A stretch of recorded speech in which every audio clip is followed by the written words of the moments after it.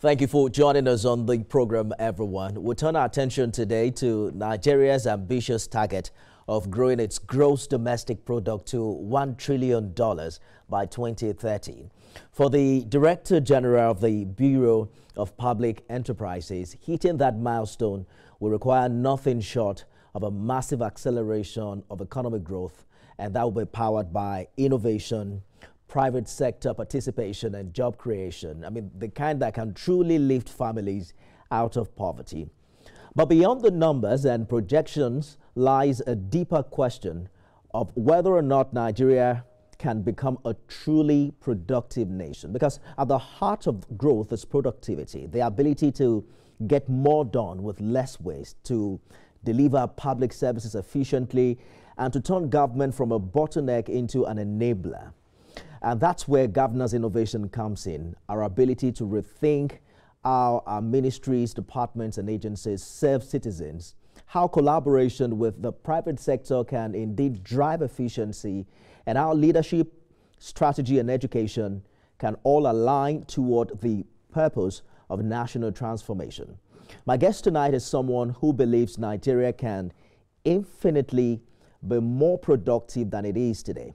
And he has seen it firsthand, working across the public and private sectors for more than 2 decades. He's a renowned productivity consultant, member of the National Council on Privatization, and managing consultant and CEO at Nakachi Consulting, where he's led major reform and capacity building initiatives for government institutions and corporate organizations alike. Dr. Sam Ikoku joins me tonight as we go beyond the headlines to unpack really how innovation and productivity in governance can turn Nigeria's trillion-dollar dream into reality. Welcome to the show, Dr. Ikoku. Thank you very much, Nifemi. It's my pleasure to be on your program. Glad to have you here as well. Nigeria's $1 trillion economy by 2030 is just 5 years away. From your experience, what must we do differently, both in government and governance, to make that goal a reality? Well, thank you. The first thing I think is not economic or technological, it's psychological. If we want to hit 1 trillion, we should be targeting for much more than that. Though momentum is invisible, it's one of the most powerful forces on the planet. And you and I know that once we set the targets really high, it changes the way we think, because the true product of any person, team, or country is the quality of its thinking. So we don't want to hit 1 trillion. We should target for much more than that, and 1 trillion will become much more achievable for us.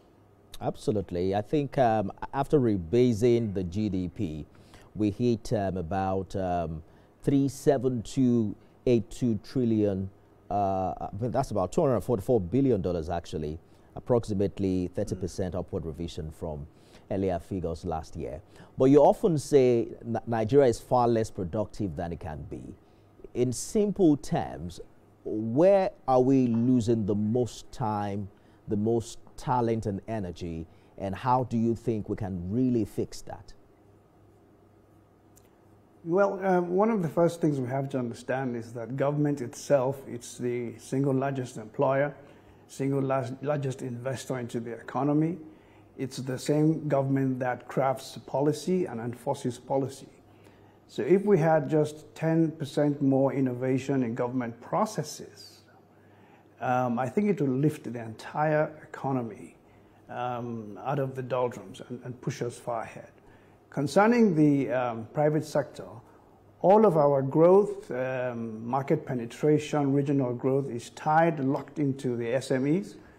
So if we can provide the funding they need, you know, like we had NEFUND, National Economic Reconstruction Fund, this is the kind of time to let them have access to large amounts of capital, low interest, long-term development financing that will help them grow both organically and inorganically, so they can consolidate and be able to penetrate the market.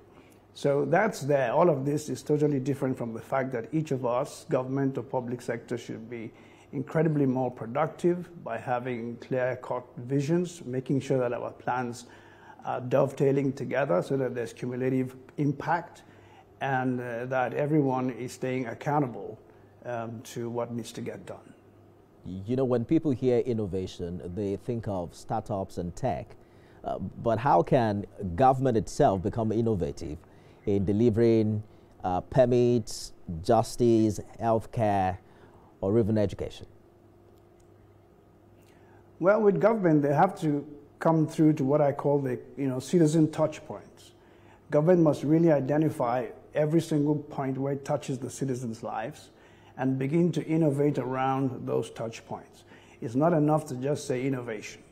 So whether it's in the delivery of services, the offering of licenses and permits, public procurement, we must find out where government interfaces with the citizens and innovate around those specific touch points.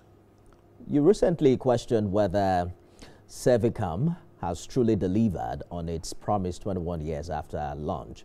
What would you change to make public service in Nigeria actually serve the public? Well, there's the popular saying about be the change you want to see. And when you look at the people we have in Servicom, they are just ordinary citizens like us. They cannot give more than they get. Services are poor all across the country. So what I say to them is don't see it as a job, see it as a crusade. Maybe you are the one we've been waiting for. If we can go beyond just saying, look, I'm doing my job and offer what I'll call positively outrageous service, I think that's infectious because nothing succeeds like success. And if we can improve the service culture in Nigeria, we can touch everything else. But what do you think is the missing link between leadership and productivity, especially in the public sector? How do we build that culture that you're talking about, where civil servants take ownership and pride in the work they do? Well, it boils down to execution. As you well know, we have good policies and programs, long-term, short-term, medium-term programs, but execution is always lacking. And when you talk to the civil service, for example, you find there's a big disconnect between those at the lower cadres and those at the top. If you ask them, what's the vision? They don't know. The vision should be the driving force. Everyone should know exactly what the vision is and what the milestones, the timelines, and the deliverables should be. This should be clear. People should have job descriptions that tell them exactly what roles they play in making that happen. And most of all, there must be adequate performance management systems in place, because nothing motivates people more than seeing that their job is recognized and their job is relevant and it's pushing the country forward. We have had instances in this country where union leaders have challenged minister about the time of arrival. More recently, there was a protest by certain public servants where the minister was saying, well, my role is policy direction. If you need welfare, talk to the permanent secretary. How do we, how does it trickle down in such a way that leadership is also able to connect with the people, because that sector for many years has its own culture and its own idea of how work is done? Well, that was a very unfortunate statement made by the minister. But the truth is, we have to be particular about the people we choose for leadership. I've always said it shouldn't be for political exigencies. It should be based on their abilities to perform. And leaders must know that they are the embodiment of what they want the people to achieve. I like what Warren Buffett said. He says that the first job of a leader is to define reality. The last job of a leader is to say thank you. And in between, the leader is a servant. And we don't have that attitude yet. Our leaders think that they are a cut above the rest. And until they begin to see themselves as enablers of service delivery and embodiments of the culture of their organizations, there will continue to be a gap. I hear it, and I understand the idea that everything rises and falls on leadership. But, there's also this strong disconnect between the people being led and those leading them. And give it to a few leaders who have made attempts in that regard. They even, they are faced with some form of opposition because there's a way it's done, especially in the public service. If you don't play ball, you become number one, you become enemy number one. It's true, but you know, the truth is we're at a position now in our history where we must be able to make that change happen. Listen, no matter how bad things are, it's benefiting someone. Keeping things the way they are benefiting certain people. But if we agree as Nigerians that it's time for change, positive change, then we must all be willing to be a little bit uncomfortable in the now to make the future better for ourselves, our children, and the next generation. Is this the same thing we're hearing from government, that these are just pangs of birth? The policy of government, removal of full subsidy, unification of the exchange rate, and what have you. Is it the same energy that you think Nigerians need to react? Is it the same thing we're talking about? Yes, well, Nigerians, we all know we've had unmerited standards of living for a long time. We know that the change must come. There must be a point in time when everybody says, okay, look, it's time for a new thing. It's time for a growth phase. It's time to think about the country and put the country first. You know, but even so, government has to do it with a bit of compassion. You don't throw it at people. You make people come, sit down and discuss, understand what's going to happen, give them a time frame, even if it's an estimation, and show them the roles that they have to play and lead by example. You know, the people just need to see that leadership has a human face, and we are ready. Nigerians are ready to go the whole 9 yards to make sure that we have the greatest country on earth. Well, back after this break, Dr. Ikoku will explore the role the private sector also has to play. Stay with us, everyone.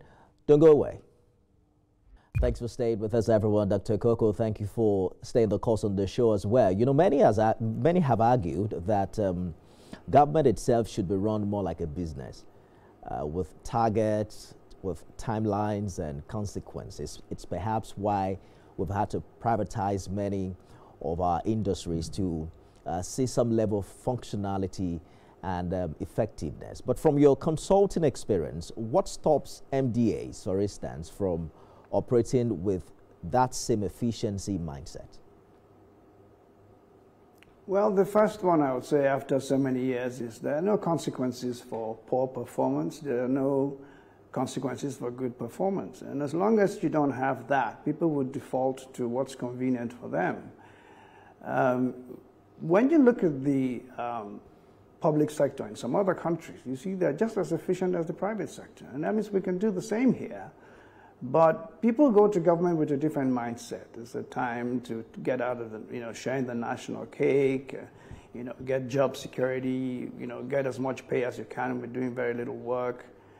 You know, but as we move forward, as the systems begin to get a bit more tightened, as performance begins to get better measured, as results have consequences for success or failure, you will begin to see a tightening of the bolt in the public service. And once that begins to happen, it's going to be an accelerated kind of growth, and I'm looking forward to that.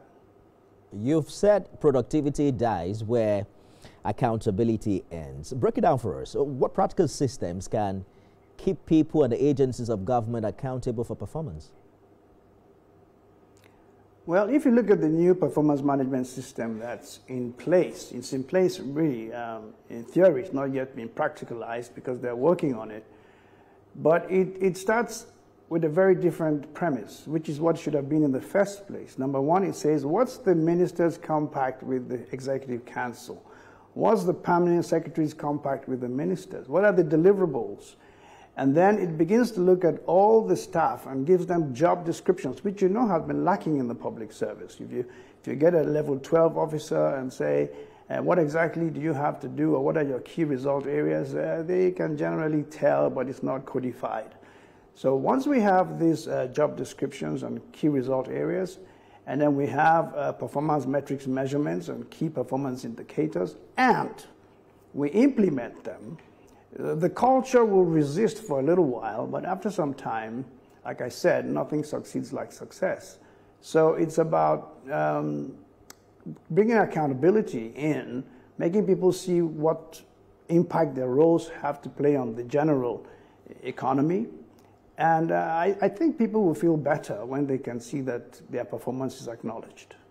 You think that You think that is implementable in our political climate, the way and manner these appointments are made, the groups and interests that they represent?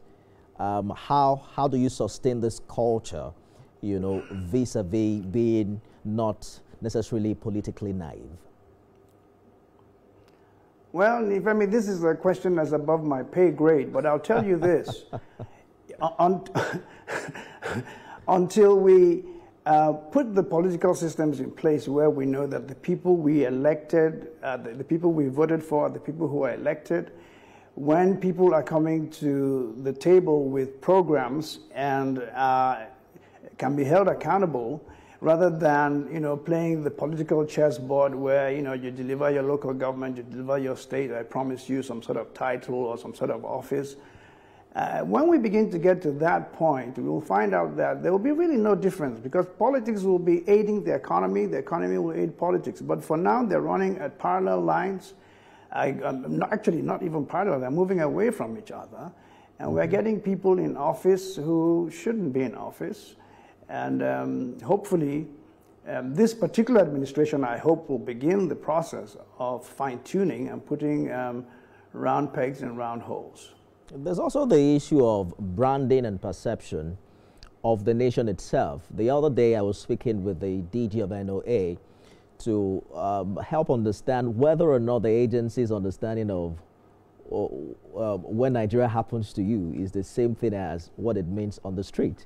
We talk about young people as the future, but how can they actually be part of fixing today's governance? Or what's the role of technology, civic participation, and patriotism play in building a more productive generation?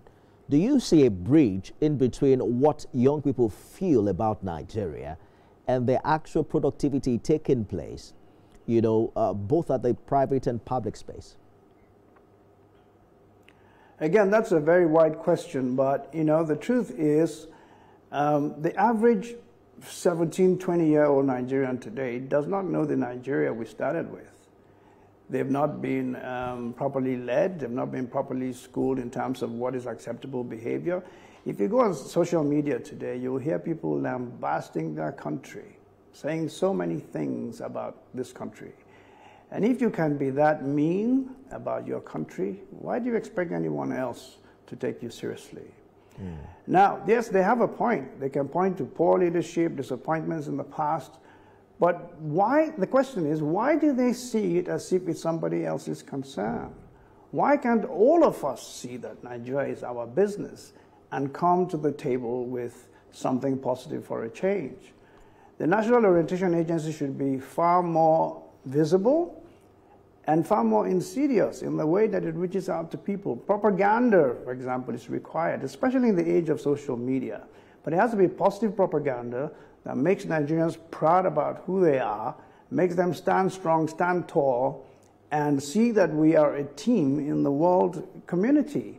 And our team must win. Once we have that attitude in place, once the flag begins to make your heart flutter, once the national anthem begins to bring tears to your eyes, once the pledge touches your soul, we will have a country. And until then, it's a little bit difficult. Propaganda is great, narratives are great, but there's also the reality of lived experiences, because it matters what the average Nigerian experiences, and there is no amount of propaganda that can change that reality.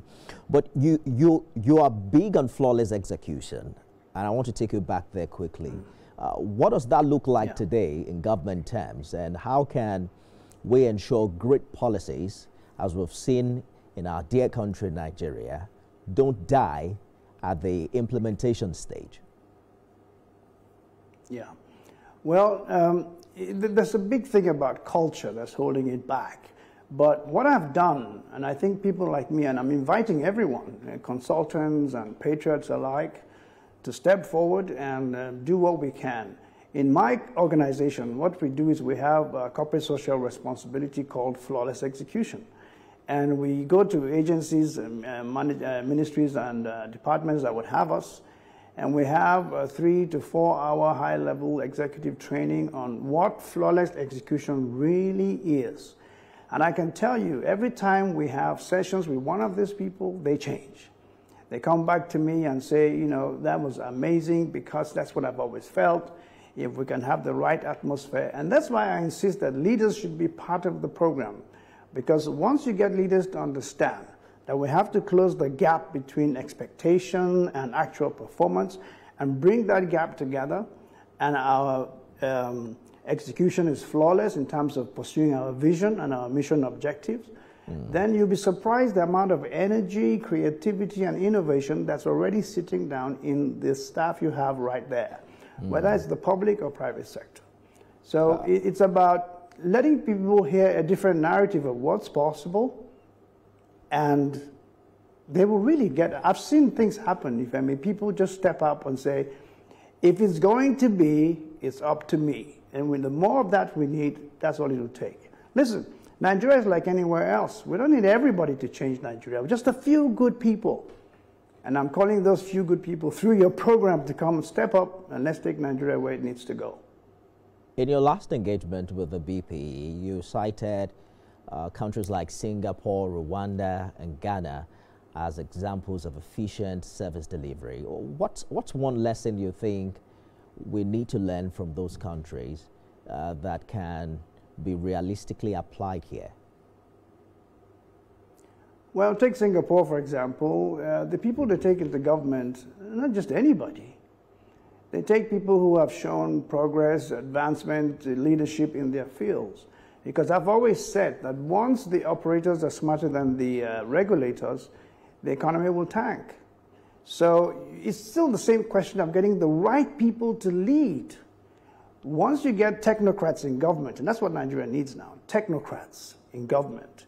We saw it in the Obasanjo administration. We saw how much progress was made. We don't need to look at Singapore or South Korea or Rwanda. We have it in our history. If we could just look at that again and say, how do we get the right people to lead? Then everything will change. Do we have the right people leading us right now? I think you are one of them. How am I leading as a journalist right now from this studio? What a way to answer that question, though, Dr. Ikoku. I'm talking about governance. Because it's everybody. It's everybody, because you see, the people in government did not come from another country. They are us in office. So when you turn up on time, when you come to a program like this and you're well prepared, when your tech background, you know, in terms of all the studio stuff is in place, everything is working smoothly, it's your little 4 acres, little piece of real estate. But if you handle it right and the next guy does the same thing and the next guy does the same thing, we're going to have a great country. If we focus on our circle of influence, whether it's your office, your family, your team, or your company, or your sector, and we make it the best that it can be, everything else will fall into place. We have to go now. If you had 60 seconds with the president, what one bold, actionable step would you recommend to boost productivity and innovation in governance? And you actually have 60 seconds. All right, look, keep Nigerian assets in Nigeria's hands. Give the SMEs, the capital they need to bring out the innovation and creativity that they have. Make sure that the performance management system in the public service is implemented yesterday, and then be on the lookout to put the right people in the right place. Then you can sit back, Mr. President, and enjoy what you have done.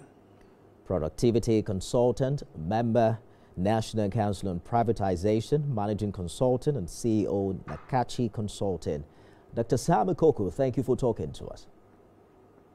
Thank you very much for having me on your program.